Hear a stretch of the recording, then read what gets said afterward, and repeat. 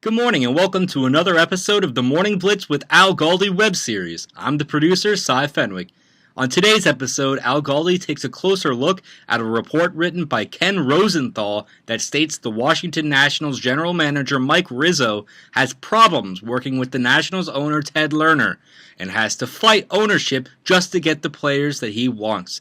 Al shares his thoughts and tells you what you should take away from this article. Enjoy! MLB insider Ken Rosenthal, lengthy piece on FoxSports.com detailing the dynamic between Mike Rizzo and the Lerners. Quote, those who work for Rizzo repeatedly have expressed frustration that the GM, whose trading record is among the game's best, must fight ownership to get the players he wants. He has the hardest job in baseball, one Nationals official says, with what he has to go through to get things done. And I got a few thoughts on this, a few takeaways, if you will. Number one, the Rosenthal report does help to explain something that I know I've been yelling about on Chin Music recently, and that is, why haven't the Nats done more for their bullpen this offseason? This has been one of the more bizarre things in baseball over the last few months. The Nats have gotten themselves a new outfielder this offseason in Eaton. Nats have gotten themselves a new catcher this offseason in Derek Norris, but the Nats have not gotten a new closer. What seemed like the most obvious need, the acquisition of a closer, of an ace reliever, as I like to say, has not been met. Heck, the Nats not only have not gotten a new ace reliever, the Nats have done very little, period, with their bullpen. This news that came out yesterday, trading for this Tampa Bay lefty, Enny Romero, that may be the most significant move the Nats have made with their bullpen all offseason. It's one thing not to re-sign Mark Melancon or sign Kenley Jansen or Aroldis Chapman, yet three big fish relievers who were out there in free agency. I didn't love the Nats not signing any of the big three, but I understood. Each guy got a lot of money, and it's not like the Nats totally tapped out. They were into varying degrees on these three guys. Reportedly, actually offered Jansen more money, some of which was deferred. But the thing is that there have been a bunch of other avenues to go down this offseason, and the Nats haven't gone down any of these avenues. I mean, you look at what has happened. We've had San Francisco signing Melancon. We've had the Dodgers re-signing Jansen and reportedly agreeing on a deal with Sergio Romo. We've had the Yankees signing Chapman, the Cubs acquiring Wade Davis from Kansas City and signing Koji Uehara, Boston acquiring Tyler Thornburg from Milwaukee, Miami signing Brad Ziegler, Colorado signing Greg Holland, Cleveland reportedly agreeing on a deal with Boone Logan. Matt Belisle, who was surprisingly effective for the Nats last season, has signed with Minnesota. Where are the Nats? Like, how come the Nats haven't landed any of these guys? With the exceptions of this Romero trade and agreeing with the likes of Vance Worley and Joe Nathan on minor league contracts with invites to Major League Spring Training, the Nats have basically done nothing for the bullpen this offseason, and this Rosenthal report at least helps to explain why. Why hasn't Rizzo done more? Because he hasn't been allowed to do more. He hasn't gotten ownership approval to do more. Second takeaway from this Rosenthal report, the paradox that is the Lerner ownership group. It's a tricky deal because you can't call the Lerners cheap. The Jason Worth and Max Scherzer contracts, the Ryan Zimmerman and Steven Strasburg contract extensions, the Lerners overspent to sign Rafael Soriano. The Lerners just recently gave Bryce Harper a substantial raise. Did you catch this? That wasn't necessary for the 2017 season, likely as a make-good for Bryce being so underpaid during that 2015 National League MVP season. So the Lerners have spent big money time and again on players, and the notion of them being cheap is unfair. You should not say that. On the other hand, the Lerners will play hardball.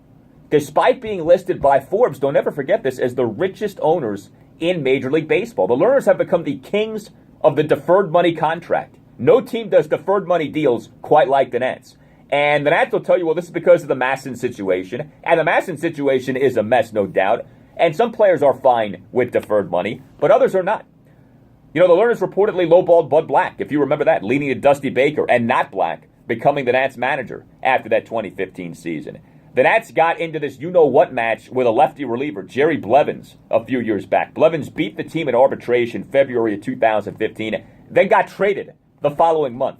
Someone asks you about the Lerners as team owners, ask that person to sit down. There's a lot to sort through. You can't say that they're bad owners, but there are some things that have popped up over the years that you can't love, and this Rosenthal report is the latest. Third takeaway from this report, it speaks to what is to me a nightmare scenario for the Nats fan. And that is Rizzo not being long here. You know, at some point you do have to ask yourself, is Mike Rizzo going to become fed up with working here and just go somewhere else. And I sure hope that doesn't happen. But, you think about this. The Nats picked up a 2-year option in Rizzo's contract last season. He's set to be with the Nats through the 2018 season. But what about after that? What if Rizzo is just tired of managing up more than he has to manage down?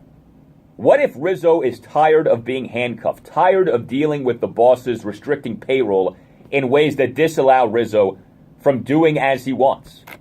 Ask yourself this question, all right? Think about this for a moment.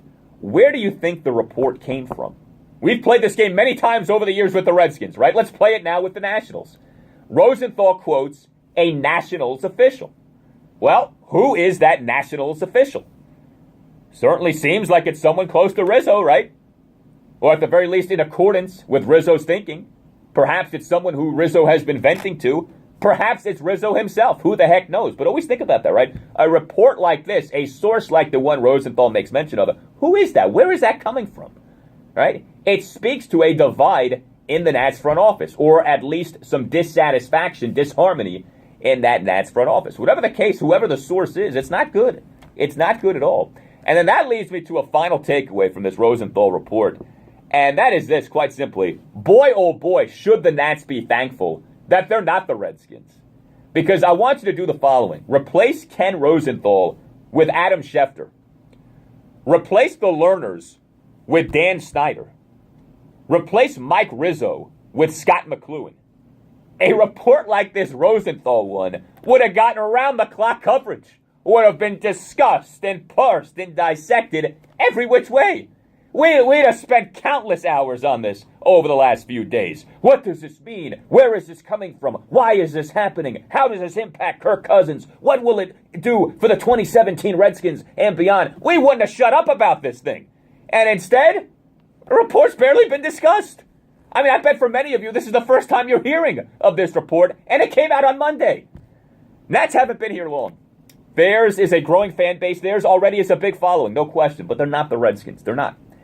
And for once, the Nats should be thankful for that, because this report could have made much larger waves. I want to hear from you. Hit me up on Twitter, at Al Galdi, at ALGALDI. You can email me too, al@ESPN980.com.